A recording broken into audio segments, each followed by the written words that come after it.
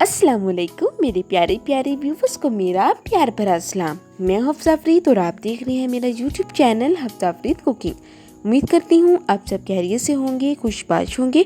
हलीम या दलीम की जो रेसिपी होती है वो अक्सर लोगों को मुश्किल लगती है, जबकि इसको बनाने में बहुत शॉर्टकट और आसान तरीका है जो मैं आज आपको बताऊंगी।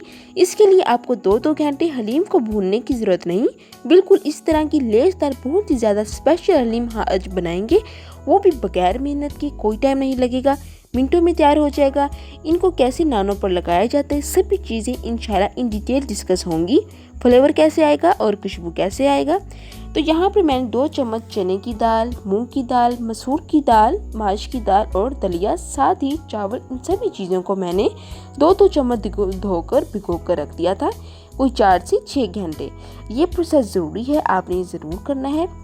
इसके बाद हम इसका पानी निकाल देंगे।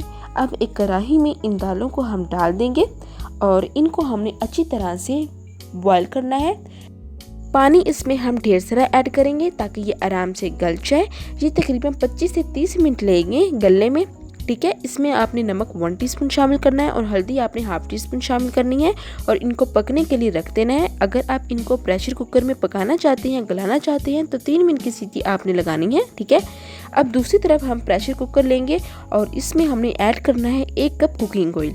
ये थोड़ा ज़्यादा है, आपने इतना ही ऐड करना है। अब इसके अंदर हमने बारीक कटा हुआ प्याज शामिल करना है, क्योंकि हमने इसको ब्राउन करना है। मोटा प्याज जल्दी ब्राउन नहीं होता, तो ये 3 बड़े साइज़ के प्याज मैंने ले लिया है। 3 इसलिए लिए हैं कि हमें ब्राउन प्याज जो होता है उसका फ्लेवर दलीम के अंदर बहुत ज़रूरी होता है। कह लें कि जो मेन फ्लेवर इंग्रेडिएंट है, फ्लेवर एजेंट है, वो है ब्राउन प्याज। तो देखिए इनको हमने तब तक पकाना है जब तक कि ये लाइट ब्राउन कलर ना हो जाए। तो देखिए गोल्डन कलर हो गया है। अब 1 टेबलस्पून लहसुन अदरक का पेस्ट शामिल करेंगे और 3 अदद बड़ी इलायची शामिल करेंगे।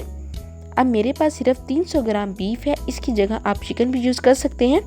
चिकन हो तो आप बोनलेस चिकन यूज़ कीजिएगा। आप चेस्ट का पीस लीजिएगा, 1 चेस्ट का पीस काफ़ी होगा, आप हाफ भी यूज़ कर सकते हैं।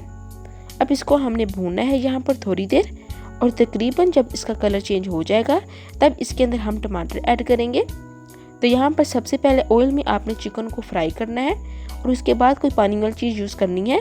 तो यहाँ पर मैं तकरीबन 2 टमाटर यूज़ कर रही हूँ और साथ ही इसमें 1 टेबलस्पून नमक शामिल करेंगे और 2 टीस्पून हम इसमें लाल मिर्च का पाउडर शामिल करेंगे और कुछ भी यहाँ पर हमने ऐड नहीं करना।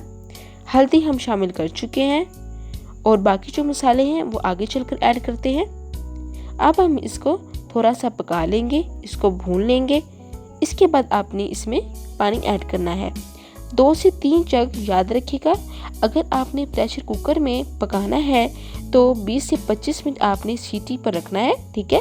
अगर आपने कढ़ाई में इसको पकाना है तो कम से कम आपको 1 घंटा लग जाएगा ताकि ये 100% कुक हो जाए। अब प्रेशर कुकर बंद कर देते हैं। तो देखें तकरीबन 20 से 25 मिनट हो गए इनको सीटी पर रखा था मैंने, और ये देखें मीट अच्छी तरह से गल चुका है। अब यहाँ पर काम ख़राब होता है, इसके अंदर दाल ऐड करके घोटना बहुत मुश्किल होता है। तो हम क्या करेंगे, हम आसानी करेंगे। हम इस मीट को एक प्लेट में निकाल देंगे। निकाल लेने के बाद हम इसको चम्मच के साथ रेशा रेशा कर देंगे। बहुत ही आसानी से ये 1 मिनट में हो जाता है, या इसको कूट लेंगे, कोई मसला ही नहीं है। इसके बाद अगर आपने प्लेट में सर्व करना है तो यहाँ पर इसका जो ऑयल है इसको रोगन बोलते हैं, निकाल सकते हैं इसको हम, और एंड पर सजावट के तौर पर इसको हम यूज़ कर सकते हैं। इसके बाद दूसरी तरफ जो हमारी दालें हैं, चावल हैं, दलिया का जो मिक्सचर है वो अब अच्छे से गल चुका है। अब ये छोटा छोटा दाना है ना, ये बहुत सॉफ्ट है, लेकिन हम अगर इसको घोटना शुरू कर दें तो घोटने में तो आपको पता है बहुत टाइम लग जाता है, और गर्मी में ये बिल्कुल नहीं होता, बहुत मुश्किल हो जाता है। तो हम यहाँ पर मेहनत नहीं करेंगे, हम इसको ठंडा कर लेंगे, निकाल लेंगे, 10 मिनट तक रखेंगे, और जब ये ठंडा हो जाए तो इसको ब्लेंडर जग में ना डाल लेंगे और अच्छे से ब्लेंड कर लेंगे ताकि एक शानदार सा मिक्सचर है वो तैयार हो जाए। इसके बाद एक खूबसूरत सा पैन लेंगे, सारा मसाला इसमें ऐड कर देंगे और यहाँ पर थोड़े से मसाले हम ऐड करेंगे। तो सबसे पहले खुश्क धनिया पाउडर जाएगा 1 टेबलस्पून और ½ टीस्पून काली मिर्च ऐड कर देंगे। ये 3 चीज़ें बच जाएंगी, बाकी चीज़ें खुशबू के लिए आगे ऐड करेंगे। इसको थोड़ा सा पका लेंगे। इसके बाद जो हमने मीट के रेशे बनाए हैं इनको शामिल कर देंगे। ऐड करने के बाद हमने जो दालों को अच्छे से ब्लेंड किया है हमने जो घंटों की मेहनत है करनी थी वो सिर्फ 30 सेकंड में कर ली है। ये शामिल कर देंगे और साथ ही इसकी कर लेंगे अच्छी तरह से मिक्सिंग। इसी दौरान अगर मेरे चैनल पर न्यू है और अभी तक सब्सक्राइब नहीं किया तो प्लीज़ सब्सक्राइब कर लें और बेल आइकन के बटन को दबाना मत भूलिएगा, ताकि हर आने वाली न्यू रेसिपी सबसे पहले आपको देखने को मिले।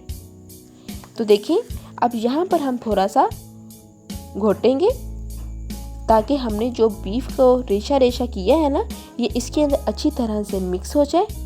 और साथ ही हाई फ्लेम पर हम इसको थोड़ा सा ड्राई भी कर लेंगे और गाढ़ा भी कर लेंगे जितनी हमारी रिक्वायरमेंट है। हमने नान के साथ हलीम को सर्व करना है, इसलिए हम इसको थोड़ा सा गाढ़ा करेंगे ताकि ये नान के साथ अच्छे से चिपक जाए। तो देखिए यहाँ पर 1 टेबलस्पून मैंने जायफल, जवित्री और बादाम के फूल का पाउडर शामिल किया है।